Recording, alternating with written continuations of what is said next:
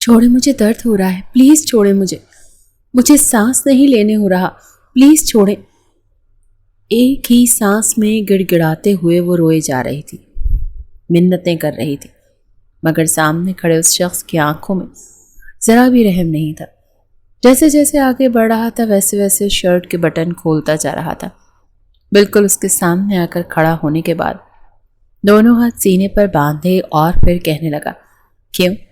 مجھے رسیوں سے باندھ کر مرنے کے لیے سڑک پر چھوڑا تھا تب تو تمہیں خوف نہیں آیا تھا، اب آج جب تمہاری باری آئی تو ڈر لگ رہا ہے؟ محترمہ، تم شاید بھول چکی تھی کہ تم نے پنگا لیا کس سے ہے۔ اب میں تمہیں بتاؤں گا کہ مجھ سے الجھنے والوں کا میں کیا انجام کرتا ہوں۔ یہ کہتے ہوئے اس نے اپنا ہاتھ اس کی کمر پر رکھ کر زور سے چٹکی کاٹی تھی۔ جیسے ہی رانیہ کی لبوں سے چیخ نکلنے لگی تو ذوالقرنین نے فوراً اپنی انگلی اس کے لبوں پر رکھ دی، کہنے لگا، نا، شور نہیں، جتنا چلاؤ گی مجھے اتنا مزہ آئے گا، اور اگر مجھے مزہ آنا شروع ہو گیا تو جانتی ہو نا، تمہاری پھر چیخیں بہت دور تک جائیں گی۔ کیوں میرے ہاتھوں اپنی عزت تار تار کروانا چاہتی ہو؟ رانیہ بے بسی سے رو رہی تھی۔ اسے اس وقت پر پچھتاوا ہو رہا تھا جب اس نے اس شخص کے ساتھ پنگا لیا تھا۔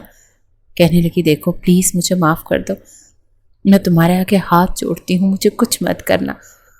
تم تو اتنے معصوم تھے، بھولے بھالے تھے، کیا تمہیں مجھ پر رحم نہیں آتا؟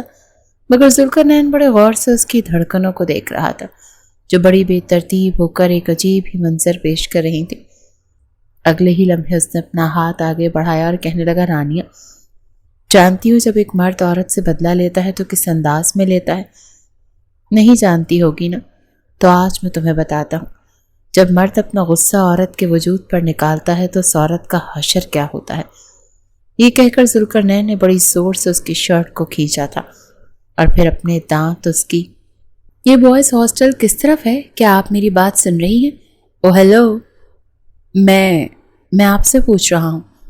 انتہائی ہچکچاتے ہوئے انداز میں ذوالقرنین نے یہ سوال کیا تو سامنے کھڑی وہ 3-4 لڑکیاں جو نہ جانے کس بات پر ہنستی ہوئی اس سے مکمل طور پر نظر انداز کر رہی تھی، اسے گھور کر دیکھنے لگی، کہنے لگی، اندھے ہو کیا؟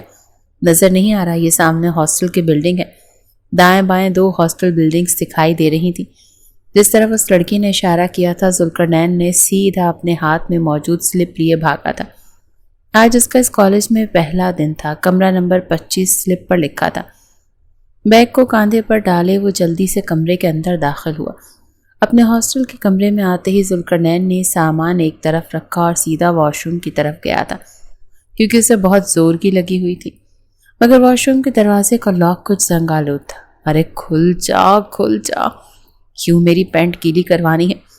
ضبط سے بیچارے کا چہرہ پسینے سے شرابور ہو چکا تھا، اسی لیے جیسے ہی اس نے دھکے سے واش روم کا دروازہ کھولا وہ پھسلنے کے انداز سے اندر داخل ہوا، مگر اندر کا منظر دیکھ کر اس کے ہوش اڑے تھے۔ سامنے ایک لڑکی ٹاول لپیٹے کھڑی تھی۔ ذوالقرنین کا منہ تو کھلے کا کھلا رہ گیا، چشمے کے اندر اس کی آنکھیں تو حیرت سے پھیل چکی تھی، جبکہ وہ لڑکی ہلکی ہلکی گنگناتے ہوئے تولیے کو اپنے سینے پر لپیٹ رہی تھی۔ اسے لگا جیسے وہ کوئی خواب دیکھ رہی ہے، مگر فرش پر کافی پھسلن تھی۔ پہلا سوال تو اس کے ذہن میں یہی آیا کہ وہ لڑکی بوائز ہاسٹل کے اس کمرے کے واش روم میں کیا کر رہی تھی۔ وہ ابھی یہی سوچ بھی نہیں پایا تھا کہ فرش میں پھسلن کی وجہ سے اپنا توازن کھو بیٹھا تھا اور سیدھا اس لڑکی پر گرا تھا۔ وہ لڑکی بھی اپنا توازن کھو بیٹھی، سیدھا باتھ ٹب میں گری۔ ذوالقرنین اس کے اوپر گر چکا تھا۔ یہ تو شکر تھا کہ باتھ ٹب میں پانی تھا، ورنہ اچھی خاصی چوٹ لگ جاتی۔ بے ساختہ سا عمل تھا، مگر وہ اس کی کمر پکڑ چکا تھا اور گرتے ہی اس کے ہونٹ اس لڑکی کی گردن سے نیچے جا کر اس کے گورے شفاف وجود پر لگے تھے۔ گرنے سے نظر کا چشمہ بھی نہ جانے کہاں گر چکا تھا۔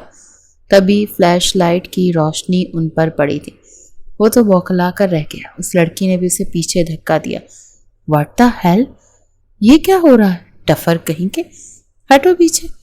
اٹھ کر بوکھلاتے ہوئے کھڑا ہونے لگا تو پانی کی وجہ سے ایک بار پھر اس پر گر چکا تھا۔ دونوں پانی کے ٹب میں مکمل غائب ہی ہو گئے تھے۔ جب آنکھیں مسلتا ہوا ذوالقرنین دوبارہ ہڑبڑا کر اٹھا، سب دھندلا سے نظر آ رہا تھا۔ وہ لڑکی اپنا تولیہ سنبھال رہی تھی جو بھیگنے کی وجہ سے گرنے کو تھا۔ غصے کے مارے چلا ہی تو اٹھی تھی، چیخ کر کہنے لگی، تم یہاں میرے کمرے میں کیا کر رہے ہو؟ رانیہ چلا کر بولی تھی۔ ذوالقرنین بری طرح گھبرایا تھا۔ میں نے کچھ نہیں دیکھا۔ وہ اپنی آنکھوں پر ہاتھ رکھ چکا تھا۔ تبھی بہت سی لڑکیوں کے ہنسنے کی آواز گونجی۔ رانیہ کیسی رہی پھر؟ کہا تھا نا اس لڑکے سے تمہاری ڈیٹ ضرور کروائیں گے۔ اب بتاؤ واش روم میں اس کے ساتھ ڈیٹ کرنے کا تجربہ کیسا رہا؟ یہ کہہ کر وہ فلک شگاف قہقہہ لگانے لگی۔ چست جینز شرٹ، کھلے بال اور اس پر ان کا یہ شوخ انداز، کہیں سے بھی وہ شریف گھر کی لڑکیاں لگ ہی نہیں رہی تھیں۔ مارے غصے کے تو رانیہ کا جی چاہا کہ اپنی ان سہیلیوں کا گلا ہی دبا دیں۔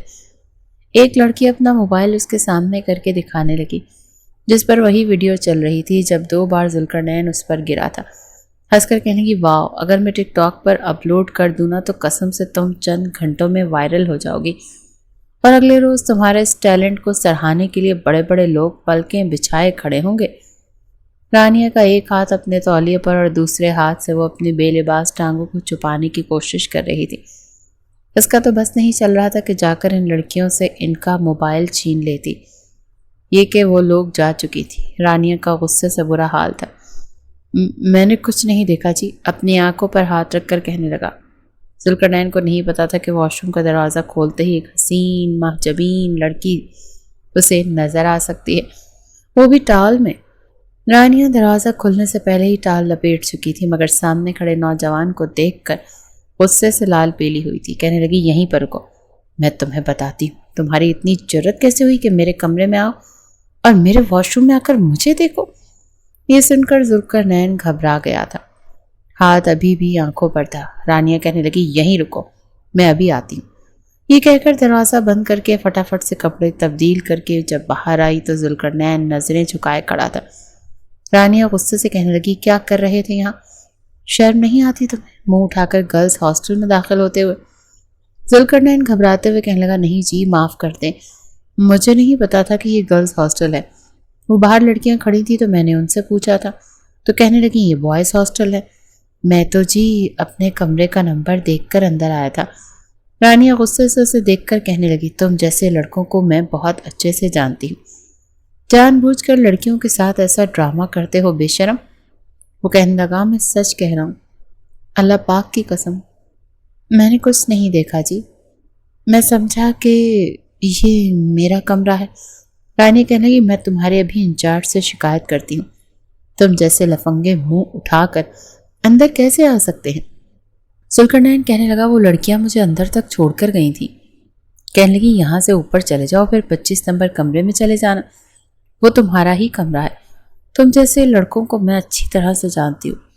ٹھہر جاؤ، ابھی بتاتی ہوں تمہیں۔ اس سے پہلے کہ رانیہ وارڈن کو بلاتی، ذوالقرنین اس کے منہ پر ہاتھ رکھ چکا تھا۔ وہ بے حد گھبرایا ہوا تھا۔ کہنے لگا، نا جی نا، خدا کے لیے ایسا غضب مت کیجیے گا۔ وہ بے حد پریشان اور بدحواس ہوا تھا۔ رانیہ نے اپنے منہ سے ہاتھ ہٹایا اور کہا، چلو نکلو یہاں سے باہر۔ وہ اپنا بیگ لیے سب سے نظریں چراتا ہوا باہر نکل گیا۔ دوپہر کا وقت تھا، وہاں رش نہیں تھا۔ لڑکیوں نے تو اسے انچارج کے آفس تک جانے نہیں دیا، سیدھا سیڑھیوں کا راستہ دکھایا تھا۔ شاید اس کے ساتھ ایک شرارت سی کی تھی اور اب تماشا دیکھ کر ہنس رہی تھی۔ یونیورسٹی میں پہلی بار جب وہ آیا تو اپنے ابا کے ساتھ آیا تھا۔ اس کے والد نے اس کا داخلہ یونیورسٹی میں خود کروایا اور پھر اسے یونیورسٹی کے پارک میں بھیج دیا۔ کہنے لگا، تم باغ میں جا کر بیٹھو، میں تمہارے ہاسٹل میں رہائش کا انتظام کر کے آتا ہوں۔ ویسے یہ نہیں پتا تھا کہ بوائز ہاسٹل کہاں ہے۔ ویسے بھی دونوں عمارتیں ابھی ابھی تعمیر ہوئی تھیں۔ بلڈنگ کی بیرونی جانب رنگ و روغن تک نہیں ہوا تھا، نہ ہی بورڈ لکھے تھے کہ گرلز ہاسٹل کون سا ہے اور بوائز کون سا ہے۔ بچپن سے ہی وہ کچھ ایسا ہی تھا، بھولا بھالا بے وقوف سا۔ اس کی والدہ اس کے سر پر تیل لگائے رکھتی تھیں، بالوں کے بیچ کی مانگ نکالے، آنکھوں میں نظر کا موٹا چشمہ لگائے، وہ کچھ دیسی بوائے ہی لگتا تھا۔ سب اسے بدھو کہتے تھے۔ اس کے والد ہی اس کے ساتھ یونیورسٹی آئے تھے۔ اس وقت وہ باغ میں بیٹھا اپنے والد کا انتظار کر رہا تھا۔ جب اس کے والد واپس ذوالقرنین کے پاس آئے تو سلپ اسے پکڑا دی۔ کہنے لگے، اگلے ہفتے سے آ جانا، یہاں میں نے ساری بات کر لی۔ وہ اسے واپس گاؤں لے گئے۔ لیکن اب جب کہ یونیورسٹی کی پڑھائی شروع ہو چکی تھی تب اس کے والد نے اسے اکیلے ہی بس پہ چڑھا دیا تھا۔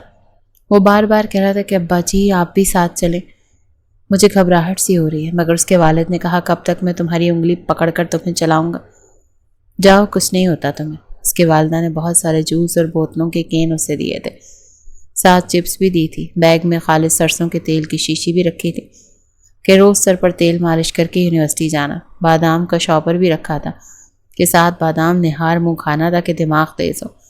سارے راستے ذوالقرنین چپس نم کو کھاتا آیا، ساتھ جوس بوتل بھی، کافی پی چکا تھا، اسی لیے جب تک وہ یونیورسٹی میں پہنچا اسے بہت زور کی لگ گئی تھی۔ اس نے کچھ لڑکوں سے بوائز ہاسٹل کا پوچھا تو انہوں نے کہا کہ گرلز اور بوائز دونوں ہاسٹل اس طرف ہیں۔ انہوں نے ایک طرف اشارہ کر دیا، وہ تیز قدم اٹھاتا ہوا پہنچا تھا، لیکن اس سے پہلے کہ بوائز ہاسٹل کا بورڈ پڑتا جو کہ بس ایک تختی کے طور پر سائڈ پر لگایا گیا تھا، چند لڑکیاں اسے نظر آ گئیں۔ اس نے سوچا چلو انہی سے پوچھ لیتا ہوں۔ وہ ان لڑکیوں سے پوچھنے لگا بوائز ہاسٹل کہاں ہے، ذرا مجھے بتا دیں۔ دونوں ہاسٹل ایک جیسے لگ رہے تھے اور کہیں یہ بھی نہیں لکھا تھا کہ کون سا لڑکیوں کا ہے اور کون سا لڑکوں کا۔ لڑکیوں نے جب اسے سر سے پیر تک دیکھا تو آنکھوں میں اشارے بازیاں کی، پھر کہنے لگی یہی ہے، آپ ایسا کریں سیدھا اندر جاتے ہی سیڑھیاں شروع ہو جائیں گی، آپ اوپر چلے جائیے گا، آپ کا مطلوبہ کمرہ پہلے فلور پر مل جائے گا۔ ذوالقرنین کہنے لگا نہیں، میں پہلے انچارج آفس جاؤں گا، میرے ابا نے وہاں میرا نام لکھوایا ہے اور یہ سلپ بھی مجھے دی ہے۔ لیکن لڑکیاں کہنے لگی اس کی ضرورت نہیں، آپ سیدھا اوپر جائیں، آپ کو کوئی کچھ بھی نہیں کہے گا۔ جیسے ہی وہ اندر گیا تو اسے لڑکیوں کے ہنسنے کی آواز آئی، لیکن اس نے زیادہ سوچا نہیں، نہ سمجھنے کی کوشش کی کہ لڑکیاں کیوں ہنس رہی، وہ اسے الو بنا چکی تھی۔ جیسے ہی وہ اپنے مطلوبہ کمرے میں داخل ہوا سیدھا سب سے پہلے سامان رکھ کر واش روم کی طرف گیا تھا۔ اس سے پہلے کہ پینٹ اتارتا سوچا پہلے دروازہ کھولے۔ جیسے ہی دھکے سے دروازہ کھولا اس کا اچھا خاصا تماشا بن چکا تھا۔ اب جلدی سے دوسری جانب کی بلڈنگ کی طرف گیا تو نظر پڑی تھی، تختی پر لکھا تھا بوائز ہاسٹل۔ اسے جی بھر کر خود پر غصہ آیا تھا، لیکن ابھی بھی اس کی مشکل آسان نہیں ہوئی تھی۔ اندر جاتے ہی اس نے انچارج کو سلپ دکھائی، پھر اپنے مطلوبہ کمرے میں گیا جہاں 2 بیڈ لگے ہوئے تھے اور ایک نوجوان پہلے سے موجود تھا۔ اس نے بس اسے سلام کیا اور سامان رکھنے کے بعد سیدھا واش روم گیا تھا۔ ہاتھ منہ دھو کر جب واپس آیا تو وہ لڑکا اسے ہی دیکھ رہا تھا۔ ذوالقرنین نے اپنا نظر کا چشمہ ناک سے اوپر کیا جس کا شیشہ کونے سے ٹوٹ چکا تھا۔ وہ اس لڑکے سے کہنے لگا کہ یار یہ لڑکیاں تو بڑی بدتمیز ہیں، ذرا بھی لحاظ نہیں ہے انہیں، میرا مذاق بنا کر رکھ دیا۔ یہ سن کر لڑکے نے کان سے ہینڈ فری نکالی اور اس کی بات سن کر کہنے لگا کیوں، کیا ہوا؟ ذوالقرنین کہنے لگا ان لڑکیوں نے مجھے غلطی سے گرلز ہاسٹل بھیج دیا، بڑی ہی مشکل سے جان بچا کر آیا۔ یہ سن کر وہ لڑکا ہنسنے لگا، کہنے لگا اور تو بیوقوفوں کی طرح چلے بھی گئے، بورڈ نہیں پڑا تھا؟ وہ کہنے لگا نہیں یار، بس ایسے ہی مجھے واش روم جانے کی جلدی تھی۔ وہ کہنے لگا شکر کرو کہ تم بچ گئے ہو، تمہیں انچارج یا وارڈن نے نہیں دیکھ لیا، ورنہ بچوں جوتے کھاتے اور باہر آتے۔ یقیناً وہ رانیہ کا گروپ ہوگا، بہت خاطر لڑکیاں ہیں، بچ کے رہنا ان سے، لڑکیاں ہو کر لڑکوں سے 10 ہاتھ آگے ہیں، تم جیسے کو تو بیچ کر کھا جائیں گی۔ یہ سن کر ذوالقرنین کچھ محتاط ہوا تھا۔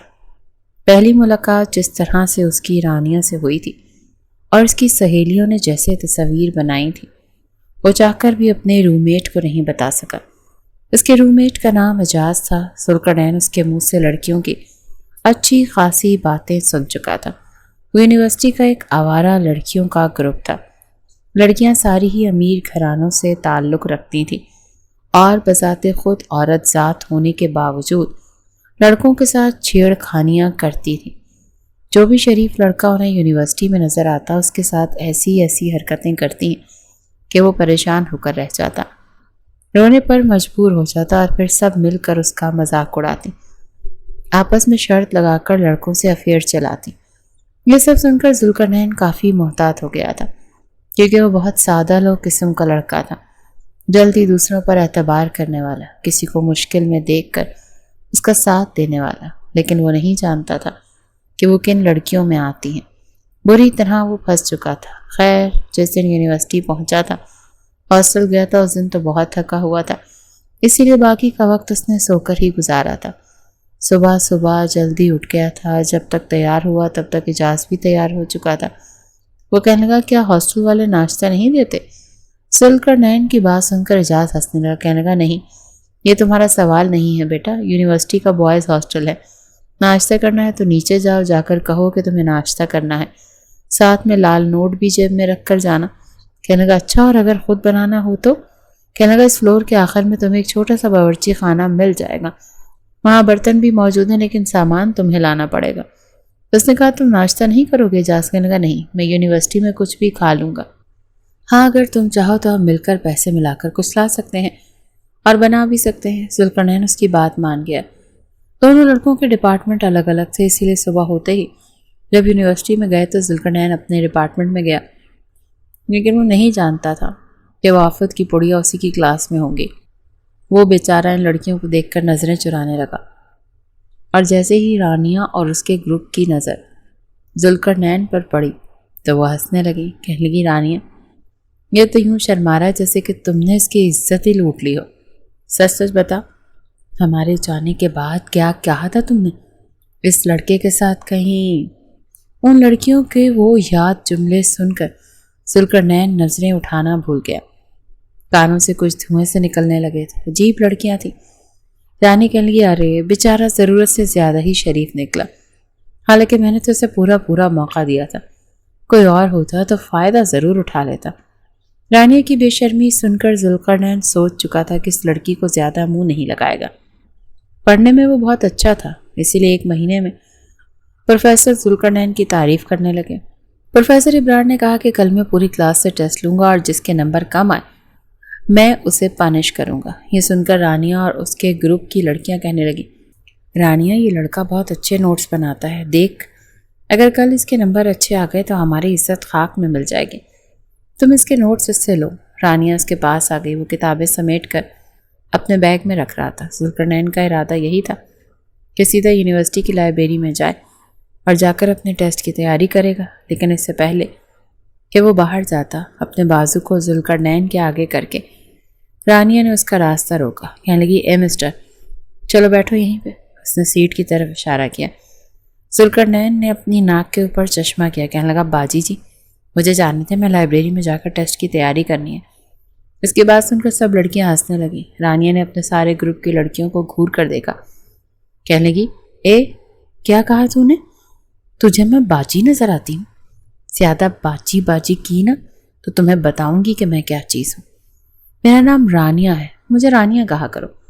تو وہ کہنے لگا رانیہ جی پلیز مجھے جانے دیں۔ وہ کہنے لگی سر ابرار نے جس کا ٹیسٹ لینا ہے چلو شاباش، نوٹس نکالو اس کے اور مجھے دو۔ یہ سن کر اس نے اپنا بیگ اپنے کاندھے پر لٹکایا تھا، پھر دوبارہ سے انگلی سے ناک کے اوپر چشمہ سیدھا کیا، اور جو اس دن گرنے کی وجہ سے کافی لوز ہو گیا تھا، بار بار گرتا تھا، اب وہ انگلی سے بار بار اسے اوپر کرتا، ماتھے پر بل ڈال کر کہنے لگا نہیں جی معاف کیجیے، میں اپنی محنت کے نوٹس بناتا ہوں اور میں اپنے نوٹس کسی کو نہیں دیتا، رات جاگ کر میں نے یہ نوٹس بنائے ہیں۔ اس نے صاف ہی انکار کر دیا۔ رانیہ کہنے لگی اچھا تو اب تم مجھے انکار کرو گے؟ پھر کہنے لگی میں جبھی ذرا موبائل تو دکھانا۔ اس نے موبائل دیا، اس دن کے واش روم کی تصاویر رانیہ نے اسے دکھانی شروع کی، کہنے لگی اگر تم چاہتے ہو کہ میں سر ابرار کے واٹس ایپ نمبر پر نہ بھیجوں تو چلو نکالو نوٹس، ورنہ جتنے تم شریف نظر آتے ہو نا ان تصاویر کو دیکھ کر سر ابرار ویسے ہی تمہیں کلاس سے باہر نکال دیں گے۔ ان تصاویر میں رانیہ کے چہرے کی تصویر بلر تھی، البتہ ذوالقرنین کا چہرہ کافی صاف دکھائی دے رہا تھا، خاص طور پر وہ تصویر جس میں بے ساختہ اس کے ہونٹ اس کے سینے کے قریب جا کر لگے تھے۔ دیکھنے والے کو یوں لگ رہا تھا جیسے وہ خود سے کسی لڑکی کو چوم رہا ہے۔ وہ کہنے لگا دیکھیں جی یہ آپ اچھا نہیں کر رہے میرے ساتھ، دیکھیں میں جی اس قسم کا لڑکا نہیں ہوں جی۔ وہ بیچارہ بری طرح سے نروس تھا۔ رانیہ کہنے لگی نوٹس دے رہے ہو یا پھر؟ اس نے واٹس ایپ کھولا اور سر ابرار کا نمبر ذوالقرنین کو دکھایا۔ اس نے جلدی سے بیگ کھولا اور اپنے نوٹس انہیں دے دیے، کہنے لگی شاباش، اور دیکھو کل میں تمہارے پچھلے بینچ پر بیٹھوں گی، اپنا سارا پیپر تم مجھے دکھاؤ گے بالکل شرافت سے، ورنہ تمہیں اندازہ نہیں ہے کہ میں تمہیں بدنام کر کے رکھ دوں گی۔ سمجھے نا؟ یہ کہہ کر نوٹس اس نے اپنی سہیلیوں کی طرف اچھالے. کہنے کی لو تم لوگ رات کو بیٹھ کر تیاری کر لینا کیونکہ میرا پیپر تو ذوالقرنین مجھے کروائے گا. نام میرے للو لال. اس کا گریبان پکڑ کر اس نے اس کا چہرہ اپنے چہرے کے قریب کیا. کہ ویسے اگر اپنا حلیہ تھوڑا درست کر لو تو کافی ہینڈسم ہو. کوئی بھی لڑکی تم پر مر مٹ سکتے. اس نے اپنا گریبان چھڑوایا اور کلاس سے باہر نکل کر لائبریری میں آ گیا. دونوں ہاتھوں سے اپنا سر پکڑا تھا کہ وہ کتنی بڑی مصیبت میں پھنس چکا ہے. ذوالقرنین کو تو سمجھ ہی نہیں پا رہا تھا کہ کیا کرے اور کیا نہ کرے. جب واپس ہاسٹل آیا تو اس مسئلے کے بارے میں اعجاز کو بتانے لگا. اعجاز اس کی بات سن کر گہری سانس خارج کر کے ہاتھ کھڑے کر کے کہنے لگا بھائی مجھے تو معافی کرو. تو ان لڑکیوں سے بڑی مشکل سے پیچھا چھڑایا ہے میں نے. تم اپنے مسائل خود ہی حل کرو.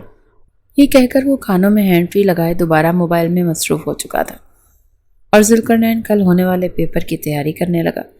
اگلی صبح جب وہ اٹھا تو کافی بوچھل دماغ کے ساتھ وہ یونیورسٹی آیا تھا. آج ان کا پیپر تھا اور بڑی ہی چالاکی سے رانیہ اس کے پیچھے سیٹ پر بیٹھ چکی تھی. مسکرا کر ایک آنکھ ونک کر کے کہنے لگی ارے میرے للو لال کیسے ہو؟ آج تو سرسوں کا تیل لگتا ہے کچھ زیادہ ہی سر پر انڈیلا ہے. اسمیل یہاں تک مجھے آ رہی ہے. خیر کہنا یہ تھا کہ یاد ہے نا کل میں نے کیا کہا تھا اگر ایک بھی نمبر میرا کم آیا نا تو تمہیں چھوڑوں گی نہیں. اسے دھمکی دے کر اپنے بالوں کو ہوا میں لہرا چکی تھی. جیسے ہی پیپر ملے تو ذوالقرنین کو اچھا نہیں لگ رہا تھا مگر پھر بھی جیسے جیسے پیپر خود کر رہا تھا اس لڑکی کو بھی کروا رہا تھا. بار بار اس کا ضمیر اسے ملامت کر رہا تھا کہ آج تک اس نے کسی کو نقل نہیں کروائی تھی. یہ اس کی محنت تھی. سارا ڈر جھجک صرف ایک لمحے کے لیے کم ہوا تھا اور یہی وقت تھا جب ذوالقرنین نے خود سوچتے ہوئے سوالوں کا جواب غلط لکھنا شروع کر دیا. جیسے جیسے وہ لکھ رہا تھا رانیہ بھی اس کی کاپی کرتی جا رہی تھی. ذوالقرنین کے لکھنے کی سپیڈ تیز تھی جبکہ پیپر سے ٹھیک 15 منٹ پہلے رانیہ پورا پیپر حل کرنے کے بعد کہنے لگی شاباش تم نے تو کمال کر دیا. وہ اس سے پہلے ہی اپنے سیٹ سے اٹھی تھی تاکہ پیپر سپرنٹینڈنٹ کو دے سکے. تبھی ذوالقرنین نے وہ 3 شیٹس جن پر اس نے دھڑا دھڑ غلط سوال کیے تھے پھاڑ کر ایک طرف رکھے اور بڑی ہی چالاکی کے ساتھ دوبارہ سے سوالوں کے جواب ٹھیک سے حل کرنے لگا. رانیہ کے تو کانوں سے دھواں نکلا تھا. کہنے لگی یہ کیا کیا تم نے میرے ساتھ چالاکی کی. مگر جب تک سپرنٹینڈنٹ پہنچ چکے تھے کہنے لگے رانیہ کیا مسئلہ ہے؟ آپ ذوالقرنین سے کیسے بات کر رہی ہیں؟ وہ تو جواب دینے کو رہی تھی نہ واپس پیپر حل کر سکتی تھی. خراب پیپر ہی ٹیچر کو دے کر باہر آئی. پیپر کرنے کے بعد ذوالقرنین سیدھا ان لڑکیوں سے نظر بچا کر ہاسٹل میں بھاگا تھا. اگلے روز جب رزلٹ آیا تو ذوالقرنین نے پوری کلاس میں سب سے اچھے نمبر لیے تھے جبکہ رانیہ ہمیشہ کی طرح فیل ہی ہوئی تھی. سر اسے پوری کلاس کے سامنے ڈانٹ رہے تھے کہ پتہ نہیں تم کب پروگریس دکھاؤ گے. مجھے سمجھ نہیں آتی کہ تم نے یہ کیا لکھا ہوا. سوال چنا جواب گندم دے رہی ہو تم. رانیہ سر کے سامنے تو چپ رہی مگر جیسے ہی کلاس ختم ہوئی اور ذوالقرنین وہاں سے جانے لگا تو رانیہ اس کے راستے میں آ چکی تھی. بیگ کی سٹرپ سے کھینچ کر اس نے اس کی طرف رخ موڑ لیا. ان 5 لڑکیوں نے اسے گھیر لیا تھا اور مارے غصے کے رانیہ اسے ٹائی سے پکڑ کر کھینچ کر قریب کر کے کہنے لگی میرے ساتھ چالاکی کی تم نے؟ میرے ساتھ چالاکی؟ لگتا ہے تمہیں اپنی عزت پیاری نہیں. تمہاری وجہ سے سر میری اتنی انسلٹ کر تم پر بھروسہ کر کے میں نے تمہیں کہا تھا کہ مجھے پیپر سالو کرواؤ مگر اب دیکھنا تمہاری عزت کی دھجیاں میں کیسے اڑاتی ہوں. وہ غصے سے دھاڑی تھی. ذوالقرنین گھبرا چکا تھا. دل کی دھڑکن بڑی تیز ہونے لگی. وہ ہکلاتے ہوئے کہنے لگا کہ میں نے آج تک کسی کو چیٹنگ نہیں کروائی نہ خود کسی کی ہے. آپ مجھے جانے دیں. اگر آپ نے اب میرے ساتھ بدتمیزی کی تو میں جا کر پرنسپل کو بتاؤں گا. ڈرتے ڈرتے اپنے چشمے کو ٹھیک کرتے ہوئے اس نے یہ بات کی تو رانیہ ہنسی. تالی بجا کر کہنے لگی اچھا اتنی تمہاری جرت تم میری جا کر شکایت کرو گے. جاؤ کرو. کھڑے کیوں؟ جاؤ نا. اسے پیروں سے ٹھوکر مار کر کہہ رہی تھی کہ جاؤ نا. جا کیوں نہیں رہے؟ آس پاس کھڑے کچھ لڑکے دیکھ رہے تھے مگر کسی میں بھی اتنی جرت نہیں تھی کہ ان بگڑی نواب زادیوں سے پنگے لیتا. وہ کہنے لگی کہ بس آج شام 5 بجے تمہاری وہ ویڈیو میں انٹرنیٹ پر وائرل کر دوں گی. سمجھے؟ تم اسی قابل ہو. اسی لائق ہو، اور ساتھ ہی یہ کہانی لکھوں گی کہ اس نے ایک معصوم کالج کی گرل کی عزت کی دھجیاں اڑائی ہیں اور اسے بلیک میل کر رہا ہے۔ ذوالقرنین تو کانپ چکا تھا۔ جاتے جاتے وہ کہہ کر گئی تھی کہ اگر تم چاہتے ہو کہ ہم ویڈیو ڈیلیٹ کر دیں تو ٹھیک 5 بجے ڈارک روڈ پر آ کر ملنا۔ ذوالقرنین تو ان کی منتیں کرتا رہ گیا۔ اب تو اس کی آنکھوں میں آنسو بھی آ چکے تھے۔ وہ وہاں سے ہاسٹل گیا تھا، چشمہ اتار کر ایک طرف رکھا اور بچوں کی طرح رونے لگا۔ روتے ہوئے وہ اپنی اماں کو بلا رہا تھا۔ اپنے موبائل پر اس نے کال کرنا چاہی مگر نمبر بند آ رہا تھا۔ گاؤں میں تو سروس بہت کم ہی آتی تھی اور ان دنوں تو بارشوں کی وجہ سے ویسے بھی موسم اور سروس دونوں ہی خراب تھے۔ شکر ہے اجاز نہیں تھا، ورنہ اسے بچوں کی طرح روتے دیکھ کر یقیناً اس کا مذاق ہی اڑاتا۔ کئی بار ذوالقرنین نے سوچا کہ اسے یہاں سے کود کر اپنی جان دے دینی چاہیے، لیکن پھر کچھ سوچتے ہوئے وہ اٹھا۔ بس وہ ان لڑکیوں کی کسی بھی بات کو مان لیتا مگر اپنی ویڈیو وائرل نہیں کروا سکتا تھا۔ بڑی مشکل سے اس نے خود کو سنبھال کر شام 5 بجے ڈارک روڈ پر پہنچا تھا۔ لوگوں سے پوچھتے ہوئے وہ وہاں تک آیا تھا۔ یہ روڈ کافی سنسان تھا، ہلکی ہلکی بارش بھی ہو رہی تھی، چاروں اور گھنے لمبے درخت تھے جس کی وجہ سے یہاں پر بالکل اندھیرا سا تھا۔ وہ 5 لڑکیاں وہیں پر ایک جانب کو بیٹھی ہوئی تھیں اور اسے دیکھ کر رانیہ انتہائی غصے سے اٹھی اور کہنے لگی، آ گئے؟ آؤ گھٹیا انسان، جتنے معصوم تم لگتے ہو نا تم اتنے ہو نہیں۔ اب یہاں تو تم ہماری شرط مانو گے یا پھر مرو گے، وہ بھی پوری دنیا کے سامنے۔ ذوالقرنین روحانسا ہو کر کہنے لگا، رانیہ جی پلیز میری ویڈیو وائرل مت کریں، میں شریف لڑکا ہوں، آپ جو کہیں گی میں ماننے کو تیار ہوں، مگر اس ویڈیو کو اپنے موبائل سے ڈیلیٹ کر دیں۔ رانیہ نے مسکرا کر اپنی سہیلیوں کو دیکھا، پھر اسے کہنے لگی، اچھا ڈیلیٹ تو میں کر دوں گی لیکن تمہیں ہمارا کہنا ماننا ہوگا۔ ذوالقرنین کہنے لگا کہ آپ جو کہیں گی میں ماننے کو تیار ہوں۔ اسے کہنے لگی، اچھا میں تمہارے ہاتھ پاؤں اور آنکھیں سب باندھ دوں گی اور تمہیں اس روڈ کے بیچوں بیچ کھڑا کر دوں گی۔ اگر 10 منٹ تک تم یہاں پر کھڑے رہے تو تمہیں معاف کر دوں گی۔ اس بیچ کوئی بھی گاڑی ٹرک آ کر تمہیں ٹکر مار سکتا ہے۔ اگر تمہاری قسمت ہوئی تو زندہ بچ جاؤ گے، ورنہ تمہیں گھر والے کل صبح تمہاری لاش لینے کو آ جائیں گے۔ رانیہ تو جی بھر کر اسے ڈرا رہی تھی اور پیچھے کھڑی لڑکیاں بھی اسے ڈرانے کی پوری کوشش کر رہی تھی۔ یہ روڈ کافی سنسان ہے، ہفتوں تک یہاں سے کوئی گاڑی نہیں گزرتی۔ پچھلے 1 گھنٹے سے وہ 5 یہیں پر موجود تھیں اور ایک سائیکل والا بھی یہاں سے نہیں گزرا تھا۔ وہ بس اسے تنگ کرنا چاہتی تھی۔ ذوالقرنین نے اپنا چشمہ اتار کر ایک طرف رکھا اور ڈرتے ڈرتے سڑک پر کھڑا ہو گیا۔ لڑکے نے اس کی آنکھوں پر پٹی باندھی تھی، پھر ہاتھ اور پیر بھی باندھ دیے تھے۔ وہ بت بن کر کھڑا تھا اور وہ 5 دور کھڑی اس کا خوب مذاق اڑا رہی تھی، کھڑے کھڑے اپنے پاؤں پر چونٹیاں رینگتی ہوئی محسوس کر کے۔ کئی بار ذوالقرنین گرنے بھی والا تھا مگر سٹل کھڑا رہا۔ ابھی 8 منٹ بھی گزرے تھے۔ رانیہ اسے گھور گھور کر دیکھ رہی تھی کہ تبھی دوسری جانب سے تیز رفتار ٹرک آنے کی آواز آئی۔ یہ دیکھ کر وہ لڑکیاں گھبرائی تھیں، کہنے لگی، ارے رانیہ ٹرک آ رہا ہے۔ رانیہ کو تو جان کے لالے پڑ چکے تھے، فوراً آگے بڑھی، کہنے لگی، ارے پاگل ہٹو ٹرک آ رہا ہے۔ ذوالقرنین بھی گھبرا چکا تھا، سمجھ نہیں آ رہا تھا کس طرف جائے۔ تبھی جیسے اس نے قدم اٹھایا تو پاؤں بندھے ہونے کی وجہ سے وہ سڑک پر ہی گر چکا تھا۔ ٹرک بڑی تیزی سے آ رہا تھا اور یہ رانیہ ہی تھی جس نے آگے بڑھ کر اسے گھسیٹا تھا۔ باقی کی 4 ٹرک والے کو رکنے کا کہہ رہی تھی مگر شاید وہ بھی نشے میں دھت تھا، جسے کچھ سنائی نہیں دے رہا تھا۔ رانیہ نے اسے گھسیٹ کر سائڈ پر کیا تو تھا مگر تبھی ذوالقرنین کا کاندھا اور آدھا سر تھوڑا بہت ہی صحیح مگر ٹرک سے ٹکرا چکا تھا۔ ہوا کے دباؤ کی وجہ سے مڑ کر دور گرا تھا۔ لڑکیوں کی تو چیخیں بلند ہوئی تھیں۔ ٹرک وہاں سے جا چکا تھا اور وہ چلاتے ہوئے ذوالقرنین کی طرف بڑھی تھی۔ اس کے سر سے خون نکل رہا تھا۔ فوراً اس کی پٹیاں اور رسیاں کھولنے لگیں۔ رانیہ کے تو پسینے چھوٹے، خوف سے اس کی آنکھوں سے آنسو بہہ رہے تھے۔ کہنے لگی، ذوالقرنین اٹھو اٹھو، کیا ہو گیا تمہیں، اٹھو پلیز۔ اس کی سہیلی کہنے لگی، لگتا ہے یہ تو مر گیا، اب کیا ہوگا؟ اب تو یہ تو پولیس کیسے ہو جائے گا؟ ایسا کرتے ہیں اس کو یہیں کھائی میں نیچے پھینک دیتے ہیں اور واپس چلتے ہیں، کون سا کسی کو پتہ چلے گا۔ رانیہ کو تو چہرہ لال سرخ ہو چکا تھا، حلق تک خشک ہو چکا تھا، سمجھ نہیں پا رہی تھی کیا کرے اور کیا نہ کرے۔ اکھڑے اکھڑے سانس لیتا ذوالقرنین، جس کے منہ سے ابھی خون کا ایک فوارہ نکلا تھا۔ یہ دیکھ کر باقی لڑکیاں تو گھبرا کر فوراً پیچھے ہٹی تھی کہ کہیں اس کے منہ سے نکلنے والا خون اور اس سے ان کے کپڑے نہ گندے ہو جائے، مگر رانیہ وہیں اس کے پاس بیٹھی تھی۔ رانیہ کا دل بھی یہی کہہ رہا تھا، مگر اس کی سانسیں ابھی چل رہی تھیں۔ وہ کہنے لگی، نہیں، ہم اسے ڈاکٹر کے پاس لے جائیں گے، جلدی چلو۔ رانیہ نے فوراً اپنے ڈرائیور کو کال کی۔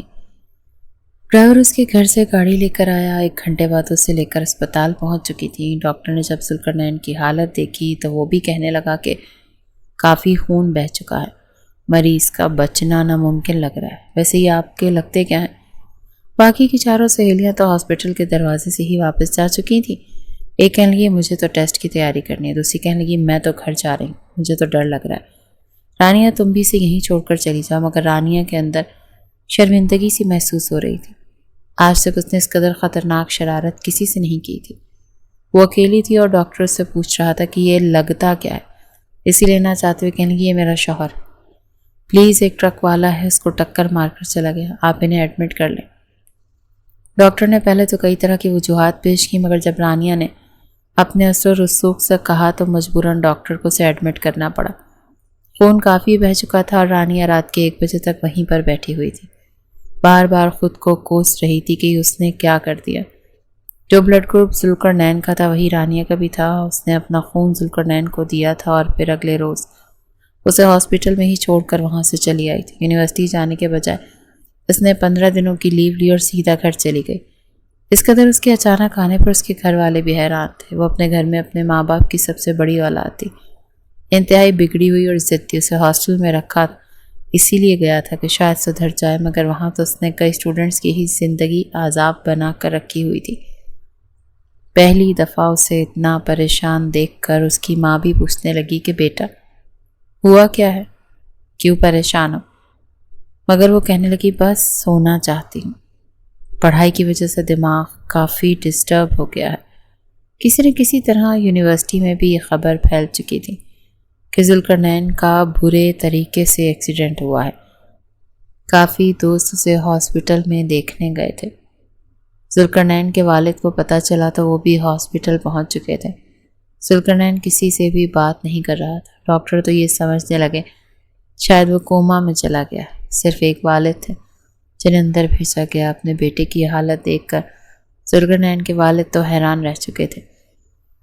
سر پر موٹی پٹی بندھی ہوئی تھی، چہرے پر سوجن تھی اور بازوں پر بھی پٹی تھی۔ وہ آگے بڑھ کر اپنے بیٹے کو سینے سے لگا کر کہنے لگے، بیٹا یہ کیا ہو گیا تجھے؟ تو ٹھیک تو ہے نا؟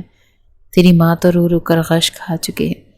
مگر وہ کچھ نہیں بولا تھا۔ ڈاکٹر کہنے لگا، آپ انہیں گھر لے کر جائیں، اگر طبیعت بگڑتی ہے تو یہاں پر واپس لے آئیے گا۔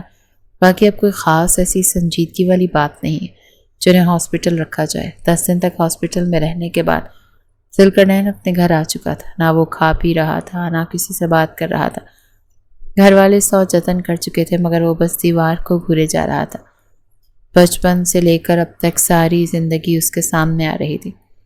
شروع سے لے کر اب تک اس نے ہمیشہ کمتری ہی جھیلی تھی، صرف اور صرف اس لیے کہ اس کے ماں باپ نے اسے بے حد لاڈ پیار سے پالا تھا۔ بچپن سے ہی اس کی نظر کمزور تھی، اسی لیے موٹا چشمہ آنکھوں پر رہتا، جس کی وجہ سے لڑکے اس کا مذاق اڑاتے، اور کانفیڈنٹ تو بالکل بھی نہیں تھا، چھوٹی چھوٹی باتوں پر ڈر جاتا تھا۔ بزدلی تو اس میں کوٹ کوٹ کر بھری ہوئی تھی۔ اس کی ماں بھی ڈرپوک تھی، بس خود بھی ڈرتی رہتی اور ذوالقرنین کو بھی ڈراتی رہتی۔ بچپن سے ہی اس ماحول میں رہتے ہوئے اس کا مزاج ایسا ہو چکا تھا، مگر سے 1 مہینے میں وہ کافی بدل چکا تھا۔ بار بار اسے رانیہ یاد آ رہی تھی، رانیہ کی نفرت، اس کے قہقہے اور ہنسی یاد آ رہی تھی۔ ایک گہری سانس خارج کر کے ذوالقرنین نے آئینے میں خود کو دیکھا۔ کہیں اندر وہ خود سے وعدہ کر چکا تھا کہ اب وہ پہلے والا ذوالقرنین نہیں رہے گا۔ وہیں دوسری جانب جب رانیہ 15 دن بعد واپس یونیورسٹی گئی تو اسے پتہ لگا جیسے سب اسے کاٹ کھانے والی نظروں سے دیکھ رہے ہیں۔ ذوالقرنین کی ویڈیو تو وہ کب کی ڈیلیٹ کر چکی تھی، مگر نہ ہی وہاں پر ذوالقرنین تھا اور نہ ہی ذوالقرنین کا ذکر۔ سب اپنی اپنی زندگیوں میں مصروف تھے۔ 1-2 دن تو وہ تھوڑی ڈرتی جھجکتی رہی، مگر واپس اپنی زندگی میں لوٹ آئی تھی۔ اس نے 1-2 دوستوں سے ذوالقرنین کے بارے میں پوچھا تھا کہ وہ ٹھیک تو ہے، مگر ان کا یہ کہنا تھا کہ ہم نے اسے دوبارہ یونیورسٹی میں نہیں دیکھا، شاید وہ یونیورسٹی چھوڑ کر واپس چلا گیا۔ رانیہ نے بھی گہری سانس خارج کی۔ چند روز بعد جب وہ یونیورسٹی سے واپس گھر جانے لگی تو تیز بارش شروع ہو گئی تھی۔ چونکہ ذوالقرنین کے واقعے کے بعد وہ تھوڑی پریشان رہنے لگی تھی، اسی لیے اس کے والد نے کہا تھا کہ تمہیں اب ہاسٹل میں رہنے کی کوئی ضرورت نہیں ہے، ڈرائیور تمہیں لینے آیا کرے گا اور تم سیدھا گھر آیا کرو گے۔ مگر راستے میں ڈرائیور کی گاڑی خراب ہو چکی تھی، اسی لیے وہ ٹیکسی کی طرف جانے والی تھی جب شدید بارش میں کار آ کر اس کے قریب رکی۔ بغیر دیکھے کہ کار میں کون بیٹھا ہے وہ فرنٹ سیٹ کھول کر اندر بیٹھ چکی تھی۔ بھیگے ہوئے چہرے کو رومال سے صاف کر کے کہنے لگی، تھینک یو، آپ کا بہت بہت شکریہ، اس بارش نے تو میرا حشر بگاڑ دیا۔ بائی دا وے، آپ کا نام کیا ہے؟ ہمیشہ کی طرح رانیہ مسکرا کر اس شخص کو دیکھ رہی تھی۔ اس کی پرسنالٹی سے وہ اچھی خاصی متاثر بھی ہو چکی تھی، کیونکہ سفید شرٹ اور بلیک پینٹ میں آستینوں کو آدھا فولڈ کیے، ہلکی ہلکی خوبصورت شیپ اور گہری سرمئی آنکھیں، انتہائی باروب انداز میں اس شخص نے رانیہ کی طرف دیکھا تھا اور اسپیڈ کے ساتھ گاڑی کو آگے بڑھا دیا۔ کہنے لگا، ویل، میرا نام ذوقی ہے، چودھری ذوالقرنین سکندر۔ یہ نام سننا تھا کہ رانیہ کے رہے سہے آسان بھی خطا ہو چکے۔ سرسوں کا تیل بالوں میں لگائے، درمیان سے مانگ نکالے، آنکھوں پر موٹا چشمہ، کلین شیو میں وہ کمزور سا لڑکا، یہ تو وہ بالکل بھی نہیں تھا۔ جب اس نے غور سے اس کے چہرے کے خد و خال دیکھے تو رانیہ بھی اختیار چیخ نکلی تھی۔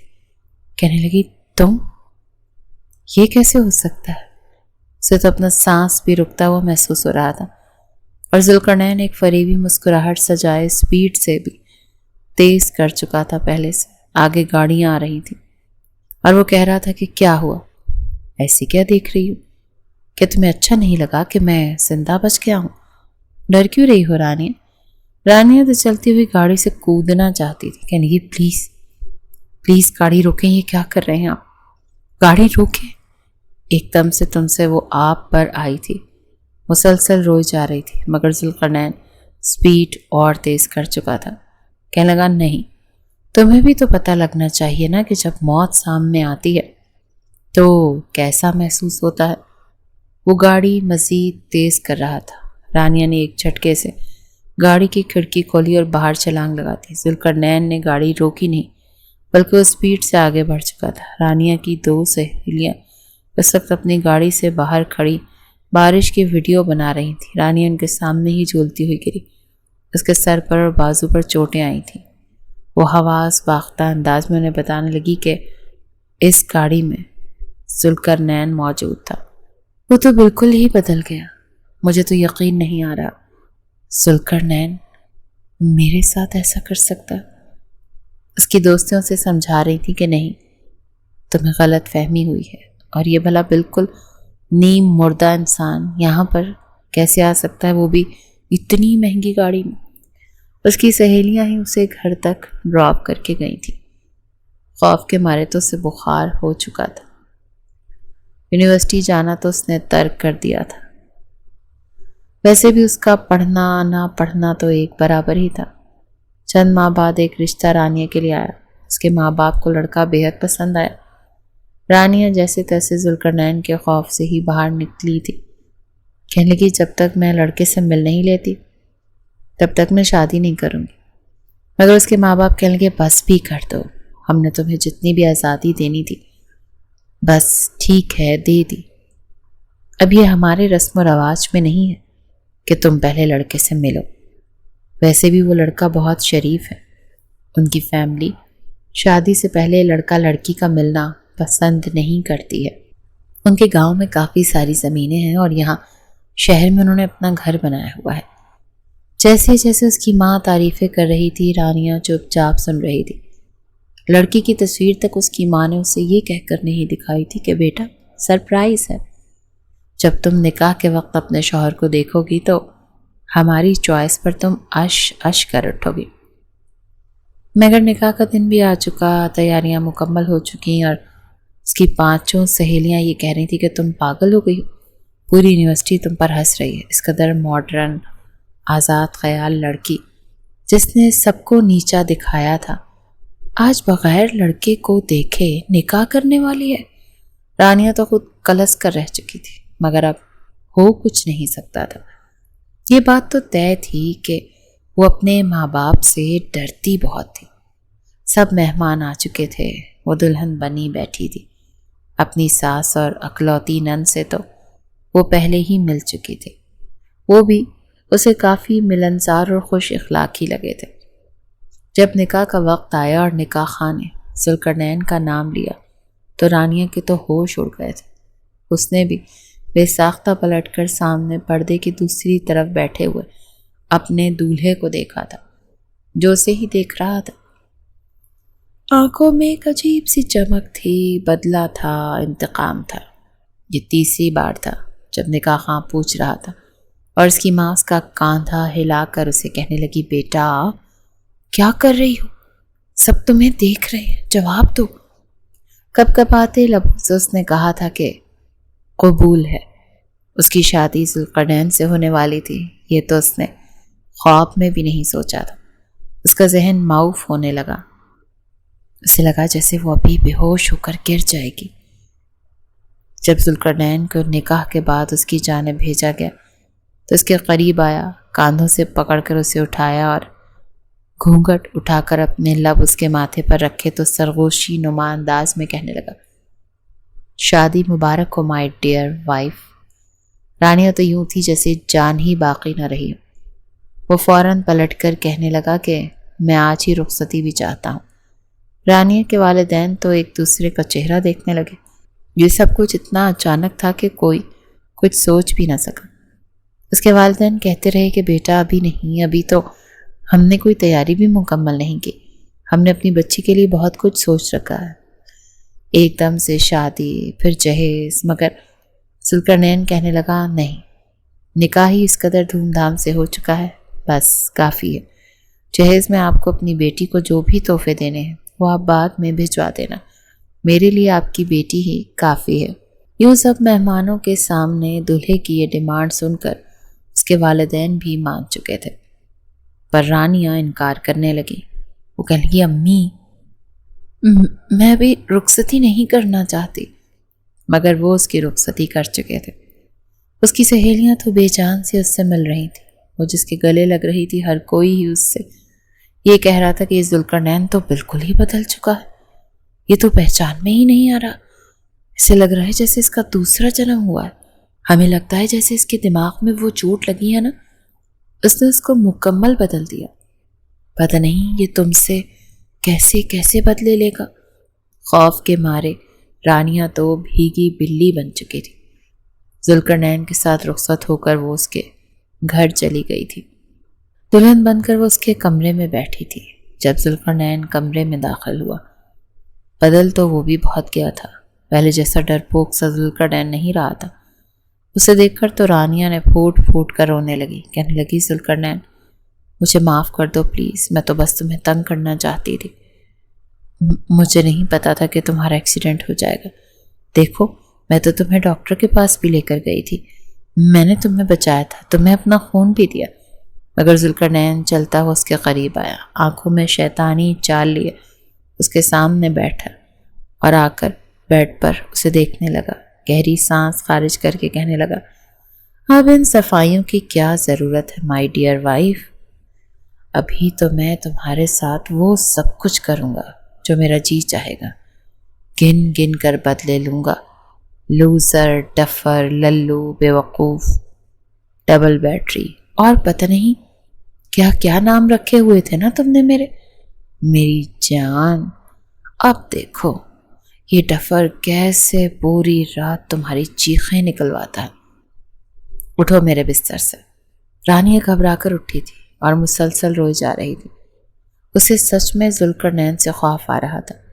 رانیہ کہنے لگی، پلیز مجھے معاف کر دے، مجھے بہت خوف آ رہا ہے، میں تو پہلے ہی سہاگرات کے نام سے بہت ڈرتی تھی، پلیز میرے ساتھ ایسی کوئی بھی سختی مت کرنا، میں مر جاؤں گی۔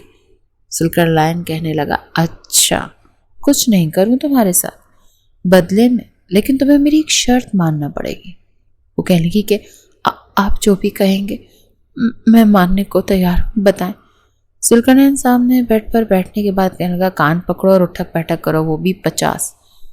رانیہ تو کانوں سے دھواں نکلا، وہ کان پکڑ کر اس کے سامنے اٹھک بیٹھک کر رہی تھی اور وہ جمائیں لیتا اسے دیکھ رہا تھا۔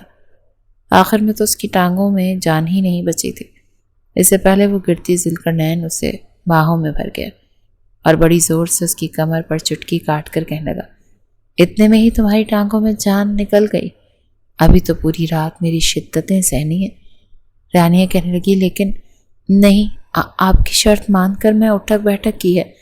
تو اسے کہنے لگا، ہاں میں نے کہا تھا جب تک مجھ سے اپنی جان بچا سکتی ہو تب تک اٹھک بیٹھک کرو۔ رات کو ابھی 1 بجے ہے، صبح ہونے میں ابھی بھی 7 گھنٹے باقی ہیں۔ یہ سن کر تو رانیہ کی جان نکلی تھی، ہاتھ جوڑے ہوئے بار بار صفائیاں پیش کر رہی تھی، جبکہ ذوالقرنین اسے دھکا دے چکا تھا۔ کہنے لگا، میرا معیار اتنا گرا ہوا نہیں کہ تمہارے وجود پر شدتیں لٹا کر خود کو مرد سمجھو۔ خبردار سے مجھے چھونے کی یا میرا قریب آنے کی کوشش بھی کی تو۔ وہ اسے دھکا دے کر واش روم میں جا چکا تھا۔ کچھ دیر بعد نائٹ سوٹ میں آیا اور بستر پر لیٹ گیا۔ واضح کہہ چکا تھا کہ خبردار میرے بستر پر مت آنا، نہ ہی صوفے پر لیٹنا۔ بہت اکڑ اور ضد تھی نا تم میں، میری جان کی کوئی قیمت نہیں تھی نا تمہاری نظر میں۔ بڑی تسلیل کرتی ہو نا تم لوگوں کی، اب خود بھگتو گی۔ پوری رات وہ کمرے کے کونے میں بیٹھی سسک کر روتی رہی تھی۔ ذوالقرنین سے خوف آ رہا تھا۔ اگلے روز ان کا ولیمہ تھا۔ اس کے مائکے والے بھی آئے تھے۔ جب وہ روتے ہوئے اپنی ماں سے کہنے لگی، ماں مجھے آپ کے ساتھ واپس جانا ہے، مجھے یہاں نہیں رہنا، مجھے ڈر لگ رہا ہے۔ اس کی ماں اس سے سوال کرنے لگی، بیٹا کیا ہوا؟ کیا ذوالقرنین نے تمہیں کچھ کہا ہے؟ جب اس نے اپنی ماں کو روتے ہوئے ماضی میں ہوئی اپنی غلطی کا بتایا تو وہ اس پر ہی برہم ہو رہی تھی۔ کہنے لگی، پاگل لڑکی، کیا کیا تم نے؟ اگر تمہارے باپ کو پتہ لگا تو تمہاری جان لے لیں گے۔ جو کچھ تم نے کیا ذوالقرنین کو تو تمہیں گولیوں سے اڑا دینا چاہیے تھا۔ ہم بھی تم سے بہت تنگ آ چکے ہیں، اب تو تمہیں ذوالقرنین ہی ٹھیک کرے گا۔ اور خبردار، جو تم نے یہ سوچا کہ تم کوئی اوٹ پٹانگ حرکتیں کرو گی اور واپس اپنے ماں باپ کے گھر آؤ گی اور تمہیں ہم رکھ لیں گے، ہرگز نہیں، ایسا سوچنا بھی مت۔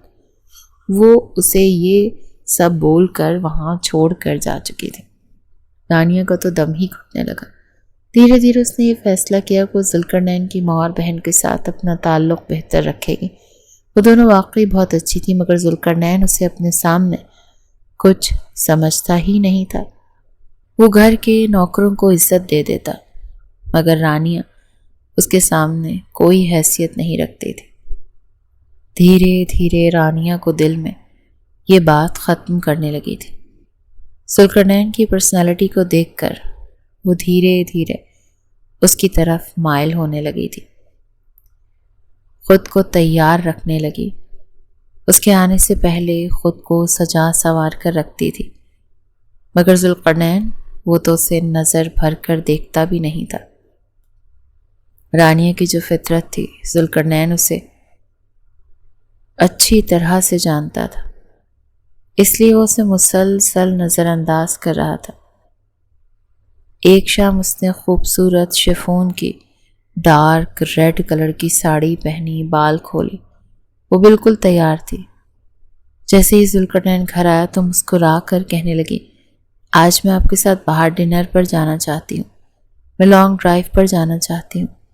2 مہینے ہونے والے ہیں، میں کہیں گھومنے کے لیے بھی نہیں گئی۔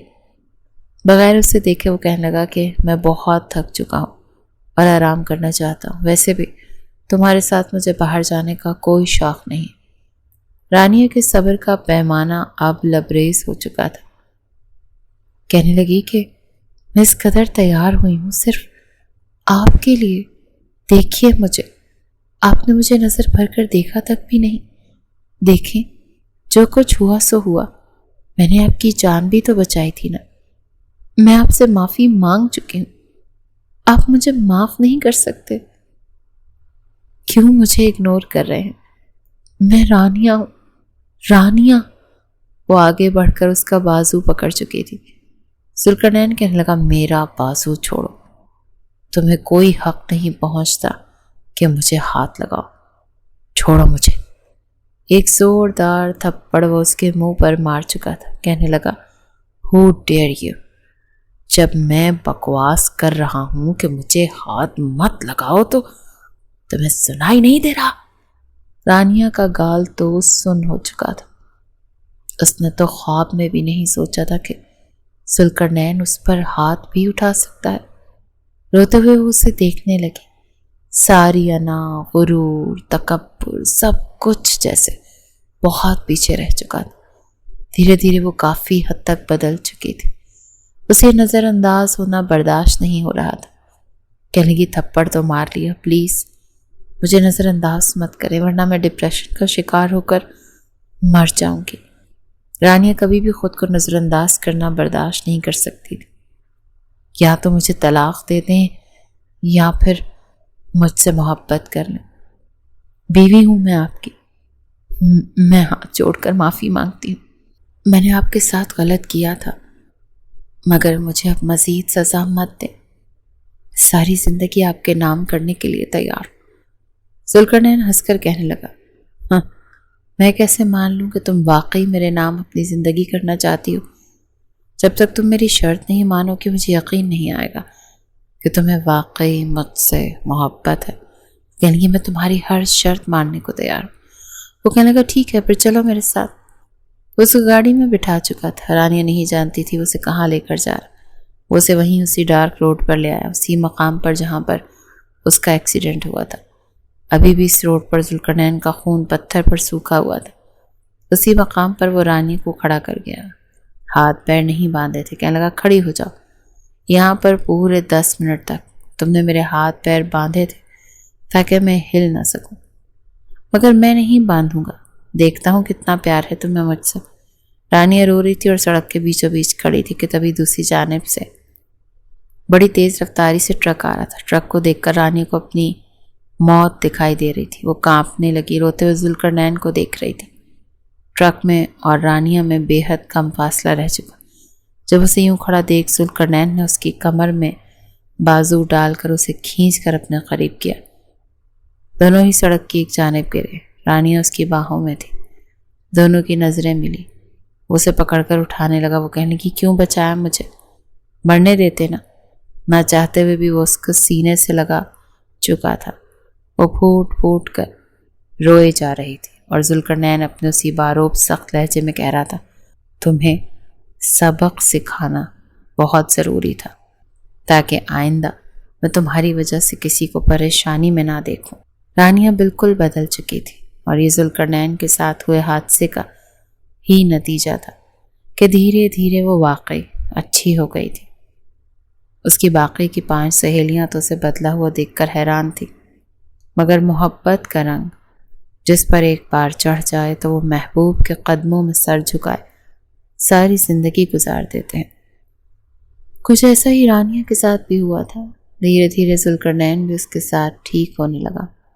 ساری زندگی اب ایسے تو نہیں گزر سکتی تھی۔ یہ تو وہی جانتا تھا کہ اب اس کا ہم سفر یہی لڑکی، اس کے ساتھ ہی اس نے آخری سانس تک جینا ہے۔ پھر کب تک وہ رانیہ کے ساتھ وہ باتیں دل میں رکھ کر زہر آلود ہوتا رہتا۔ ایک روز اس نے کڑوا گھونٹ بھرا اور سب کچھ جیسے تیسے بھول گیا۔ وہ شام جب وہ گھر واپس آیا تو ایک بار پھر رانیہ اس کے لیے اس کا من پسند کھانا ٹیبل پر سجا رہی تھی۔ آنکھوں میں وہی بے رونق سی چمک، جانتی تھی کہ آج بھی ذوالقرنین کو اس کے یوں اہتمام سے کوئی خاص فرق نہیں پڑے گا، مگر ذوالقرنین چلتا ہوا کچن میں آیا اور پھر اگلے ہی لمحے رانیہ کا ہاتھ پکڑ لیا۔ رانیہ کو لگا جیسے یہ سب کچھ ایک خواب۔ ذوالقرنین نے اس کے ہاتھ کی ہتھیلی پر اپنی انگلی رگڑتے ہوئے کہنے لگا یہ کھانا تم نے میرے لیے بنایا ہے؟ رانیہ فوراً سے کہنے لگی جی میں نے آپ کی پسند کا بنایا ہے، کہیں آپ باہر سے تو کھا کر نہیں آ گئے نا؟ ذوالقرنین کہنے لگا نہیں، بہت زوروں کی بھوک لگی ہے، آؤ مل کر کھانا کھاتے ہیں۔ اس کا ہاتھ پکڑ کر وہیں سے باہر آ چکا تھا۔ رانیہ کی آنکھوں میں خوشی کے آنسو تھے۔ ذوالقرنین نے ایک نظر رانیہ کو دیکھا، پھر کہنے لگا اب کیا ٹکر ٹکر مجھے ہی دیکھتی جا رہی ہو، مجھے اپنے ہاتھوں سے کھانا کھلاؤ۔ رانیہ تو بے ہوش ہو کر گرنے کو تھی، اپنے ہاتھوں سے نوالے بنا کر کھلانے لگی۔ اس کا ہاتھ کپ کپا رہا تھا۔ ذوالقرنین سے بھی اس کی ایک کپ کپاہٹ ڈھکی چھپی نہیں تھی۔ جن نظروں سے اسے ذوالقرنین آج دیکھ رہا تھا، رانیہ کا تو چہرہ ہی لال سرخ ہو گیا تھا۔ کھانا کھلانے کے بعد اس کا ہاتھ پکڑ کر کہنے لگا چلو فریش ہو جاؤ، ہم لانگ ڈرائیو پر چلتے ہیں۔ اس کے ساتھ بالکل نارمل ہو کر بات کر رہا تھا، جیسے کچھ ہوا ہی نہ ہو۔ رانیہ نے بھی اسے غنیمت جانا اور گہری سانس خارج کر کے وہ ذوالقرنین کے ساتھ مسکرانے لگی۔ رات کو جب وہ واپس آئی اور نائٹ سوٹ پہن کر باہر نکلی تو ذوالقرنین اس کا انتظار کر رہا تھا۔ مسکرا کر اس کی طرف دیکھنے لگا، پھر کہنے لگا، وہاں کیوں کھڑی ہو؟ یہاں آؤ نا۔ وہ جھجکتی ہوئی اس کے پاس آ کر بیٹھی تو وہ اسے کمر سے تھام کر اپنے قریب کر گیا اور کہنے لگا، میں چاہتا ہوں آج رات میری زوجہ محترمہ مجھے تسکین بخشیں کہ بس میں یہ رات ساری زندگی یاد رکھوں۔ یہ سن کر تو رانیہ شرما چکی تھی، مگر ذوالقرنین کہنے لگا، نہیں، نو، شرمانا نہیں، مجھے یہ رات بھرپور انجوائے کرنی ہے، وہ بھی صرف اور صرف تمہارے ساتھ۔ یہ کہہ کر وہ اسے باہوں میں بھر چکا تھا اور پھر دھیرے دھیرے اس کے لبوں پر اپنے لب رکھ کر شدتیں لٹانے لگا۔ رات دھیرے دھیرے آگے بڑھ رہی تھی، جس قدر محبت اور اپنائیت سے ذوالقرنین اس پر محبت نچھاور کر رہا تھا، رانیہ تو یہ رات ہمیشہ یاد رکھنے والی تھی۔ دونوں ایک دوسرے پر محبت نچھاور کرتے ہوئے یہ رات ایک دوسرے کے نام کر چکے تھے۔